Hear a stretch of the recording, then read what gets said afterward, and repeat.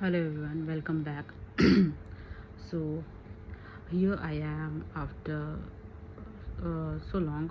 So I actually wanted to share testimony about my life.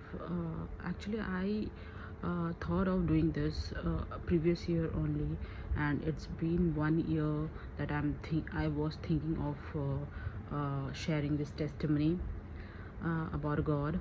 So actually, um in 2024, I was really very much broken and not that good. And from that year era, 2022 or 21, I don't know, that 2 3 years, I was really very anxious. I had fear issue, I had depression issue, I had anxiety. The world won't be able to see that, but you know what you are going inside yourself. I was questioning about my identity, and this had never been a case. Never in my life I have never questioned my identity, or I have never felt anxiety, depression, this kind of feelings I had never had. It's like in the year something like 21 22, I developed this kind of feeling, uh, and and the depression kind of thing. I had never this kind of issue, I never had. I was that kind of child. I was very confident and very like depression kya hota hai, fear, ये सब कुछ नहीं होता है in that kind of child.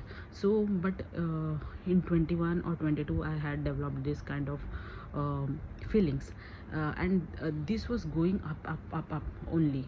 And 2024 में ऐसा कुछ हुआ कि also in 23 I got transferred to other place. And then 24 और 2024 में ऐसा है कि मैं कंसीव की, एंड देन आई ऑल्सो मिसकैरिड। और उस समय वाला दौर ऐसा था कि वो मेरा पीक में था, मतलब जो वर्स्ट टाइम चलता है ना, पीक में रहता है।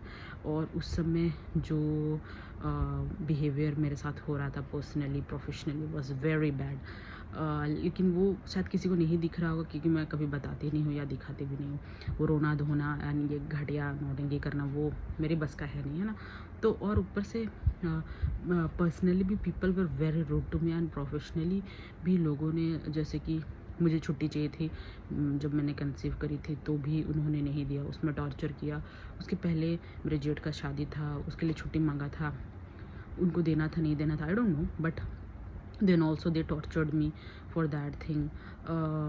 एंड लोग तो, मतलब आप छुट्टी ले रहे हो क्योंकि आप मेडिकली नहीं सही हो, बट दे विल मतलब ऐसे फैलाते हैं ना विमेन को, जो एक्चुअली अपने हक के लिए लड़ती है कि मतलब वो तो बहुत छुट्टी लेती है, ये करती है, वो करती है, फलाना ढमकाना। और वहीं पर आप देख रहे होंगे डिपार्टमेंट में विमेन छुट्टी पे छुट्टी ले रहा है, 2 3 महीने 4 महीने, उनको कोई क्वेश्चन नहीं होता। किसी फैमिली मेम्बर का उनका कुछ हो गया तो वो छुट्टी ले रहे हैं, उनका कुछ क्वेश्चन नहीं होता। अगर उनकी छुट्टियों को अगर प्लस करोगे, then you will see that आपने इतनी छुट्टी ली भी नहीं है ना। इंटरवल में 10 15 डेज ऐसा ऐसा करके बीच बीच में लिया है, क्योंकि आप तबीयत आपका ख़राब हुआ था। तो मैं उस समय पूरा टूट चुकी थी, और मैं ऐसा सोच रही थी कि भगवान पता नहीं देख भी रहा है कि नहीं, मुझे ही इतना तकलीफ़ क्यों हो रहा है। लेकिन एक्चुअली जब बोलते हैं, जब भगवान आपको कुछ कृपा देना चाहते हैं और कुछ सिखाना चाहते हैं, तो वो बहुत वर्स्ट टाइम पे लेके जाएंगे आपको। बहुत गंदा चीज़ भी होगा आपके साथ, इतनी गंदी चीज़ होगी, और वो जगह पे लेके जाएंगे। उसके बाद आपको जब समझ में आएगा कि मुझे पूरा सरेंडर करना है, उसके बाद ही बहुत सारी चीज़ें चेंज होगी। तो उस समय मैं फिर भी मैं सोचती थी कि मैं प्रे भले ही करती थी, फिर भी मैं सोचती थी कि मैं ये चीज़ खुद से शायद कर सकती हूँ। मैं ऐसा सोचती भी थी कि हाँ ये चीज़ हो जाएगा मेरे से। मैं ऐसे पूरा सरेंडर नहीं कर रही थी परमेश्वर को, अपने आप को। फिर उन्होंने जो भी किया, व्हाटएवर, ऑफिस वाले दे बिहेव वेरी रूडली, और जो भी अन्याय किया, whatever they should not have done, but they did okay. But that was for, जब मैं बाद में भी सोचती हूँ, तो that was for my betterment actually. I developed a lot as a human being. Then फिर क्या हो गया, देन कोई मिसकैरेज के बारे में बताता नहीं है, but I want to tell, क्योंकि ये परमेश्वर की महिमा के लिए है। क्योंकि इसी वजह से आई दैट 2-3 years का जो इंटरवल था, जो I was really not good mentally, physically, that changed after miscarriage. And how I learned to surrender to God, that started from that day. Actually, I used to pray, but I never thought of surrendering. कैसे surrender करते हैं, ऐसा लगता था मुझे कि कैसे भगवान को सरेंडर करते हैं। जो बाइबल में लिखा हुआ है कि अपनी दुख कष्ट जो भी अपने आप को सरेंडर कर दो भगवान को, मतलब चिंता मत करो, तो मुझे समझ में नहीं आता था कैसे नहीं करे चिंता, वैसा टाइप का है ना। तो फिर जो भी मिसकैरेज तो हो गया whatever, but as a husband wife we stood so strong. और हमने दोनों सिर्फ मिल के परमेश्वर को याद करके जो भी इतनी अच्छे से वो जर्नी को जिया है, जो भी वो स्ट्रगल के जर्नी को जिया है, और इतनी खूबसूरती से जिया है कि मैं आज भी सोचती हूँ तो बहुत, मतलब परमेश्वर को मैं धन्यवाद करती हूँ कि हमने किसी का हेल्प नहीं लिया, और हम दो ही थे जो हमने किस तरह से इस सिचुएशन को हमने पार करना है। हमने अपना प्रेयर लाइफ भी जारी रखा और हमने पार भी किया। और वो टाइम जो उससे पहले मिसकैरेज के पहले वाला टाइम था वो भी बहुत डिफ़िकल्ट था, वो ज़्यादा डिफ़िकल्ट था। उसके बाद वाला तो फिर भी डिफ़िकल्ट था, लेकिन अब जब याद करते तो कुछ पता भी नहीं चलता है कि डिफ़िकल्ट था या नहीं था। देन हमने सोचा था कि जैसे उन्होंने हमें छुट्टी नहीं दिया, जैसे मेरे ऑफिस वाले, देन मतलब दे डिडंट बॉदर्ड एक्चुअली, और बहुत रूड थे। देन मुझे लगा कि कंप्लेन करनी चाहिए अपने डिपार्टमेंट में, सेक्रेटरी ऑफिस में।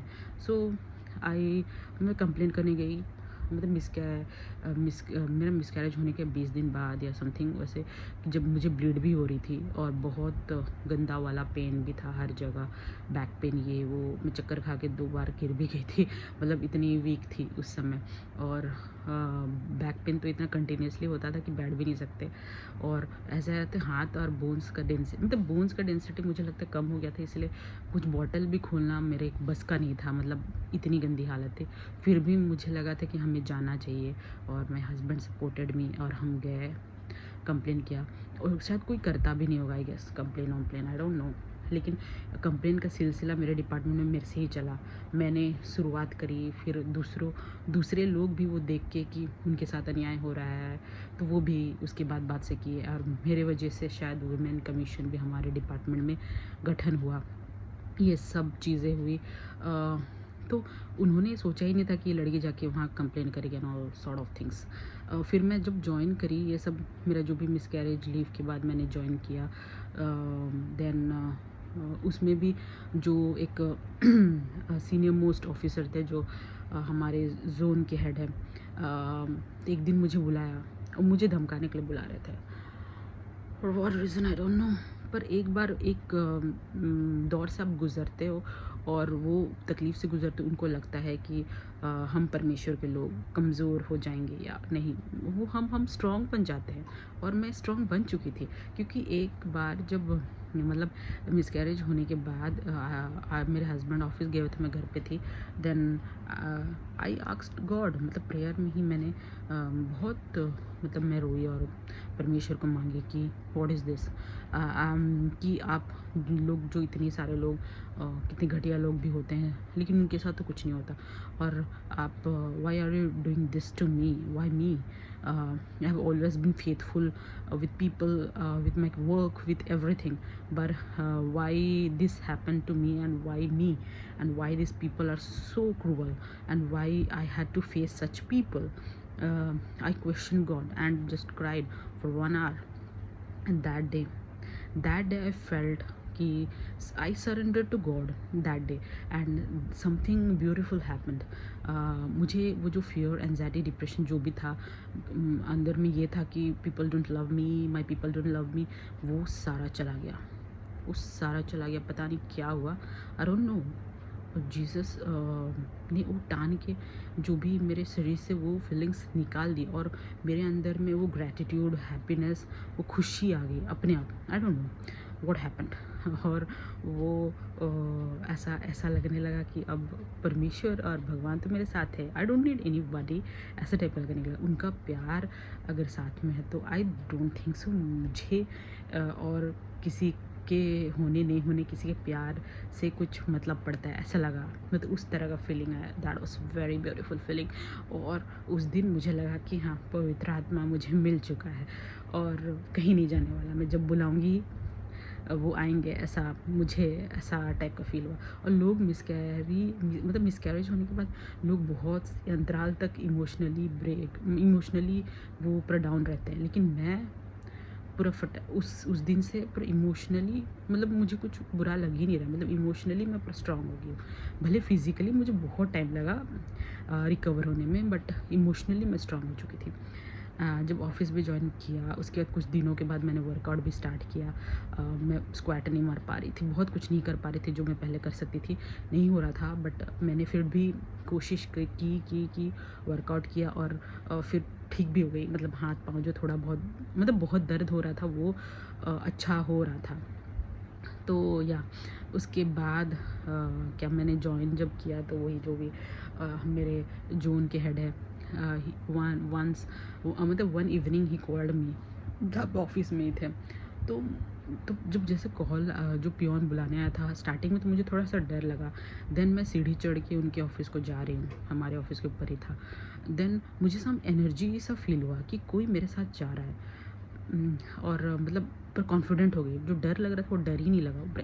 अचानक से मैं सीढ़ी चढ़ रही और मुझे कॉन्फिडेंट फील होते जा रहा। देन उसके रूम पे गई। देन वो मुझे धमकाने लगा कि मैं करियर बर्बाद कर दूंगा and all sort of things. मतलब उनके अगेंस्ट भी कंप्लेन था ना, बहुत सारे लोगों के अगेंस्ट में कंप्लेन मैंने दर्ज करी थी। तो करियर बर्बाद कर दूंगा, मुझे जानते नहीं, and all sort of things. But I answered very confidently. मुझे लगा कि कोई है मेरे साथ, मतलब मैं अकेले हूँ और लोग मेरे साथ, मेरा परमेश्वर या कोई पवित्र आत्मा की शक्ति कुछ तो है, जो मुझे डर नहीं लग रहा है। मैं बहुत कॉन्फिडेंटली आंसर की कि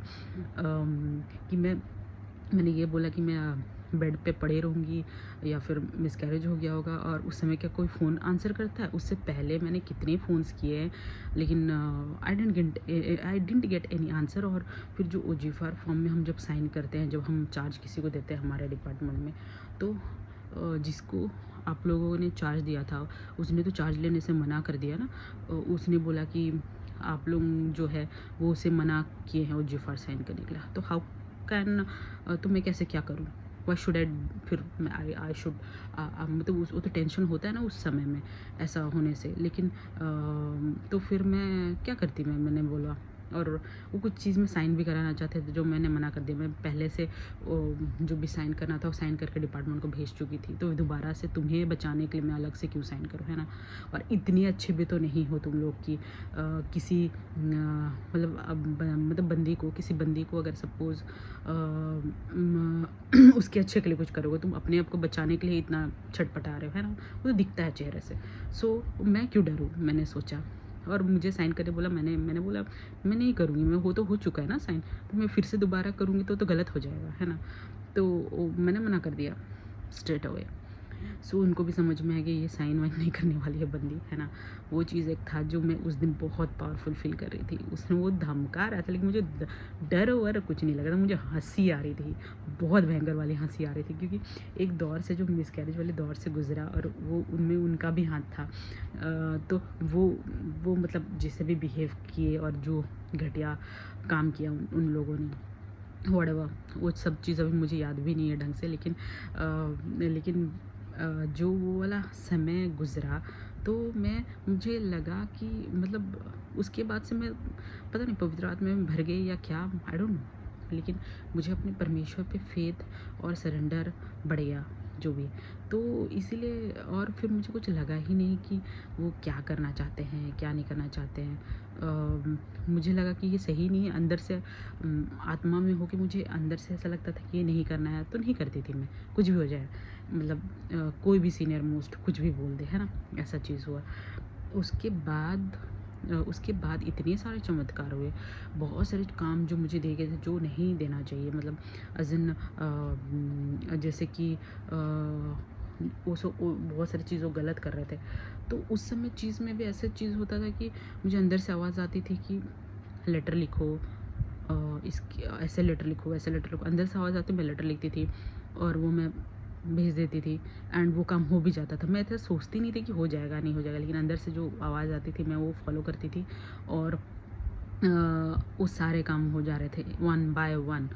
मतलब जिस दिन से मैंने सरेंडर किया अपने आप को कि परमेश्वर तू ही देख ले, मैं तो कुछ नहीं हूँ, और जीसस तू ही देख ले, मैं तो कुछ नहीं हूँ, मुझे नहीं पता क्या करना है कैसे करना है, तू जानता है और मेरा साथ देना। बस ऐसे ही मैं प्रेयर करती थी और मुझे हमेशा रास्ता मिलता गया मिलता गया मिलता गया, और मैं उसी रास्ते पे चलते गई बिना ये सोचे कि, और मैंने उसके बाद से किसी कलीग को किसी को भी फ़ोन नहीं किया कि क्या करना है नहीं करना है। मैं जो भी कुछ होता था, काम आता था, जो प्रॉब्लम्स आते, मैं परमेश्वर को बस याद करती थी कैसे करना है तू मुझे बता, और वो रास्ता मुझे मिल जाता था। और वो दिन का दिन है और आज का दिन है जो मैं अपने प्रॉब्लम्स के लिए और अपने काम के लिए कुछ के लिए भी मैं कोई भी ह्यूमन बीइंग का सपोर्ट नहीं लेती हूँ।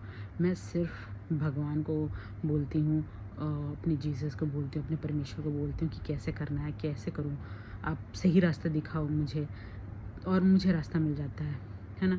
और इससे बड़ा अच्छी चीज़ और क्या हो सकता है जो परमेश्वर खुद आपको हेल्प कर रहे हैं। और ये टेस्टिमनी मैं प्रीवियस ईयर से सोची थी कि मैं दूंगी, है ना। उसके बाद आई न्यू कि मैं उसके बाद कंसीव कर लूँगी। I had that feeling inside me कि वो सही टाइम में सब कुछ दे देंगे, फिर से कंसीव कर लेंगे।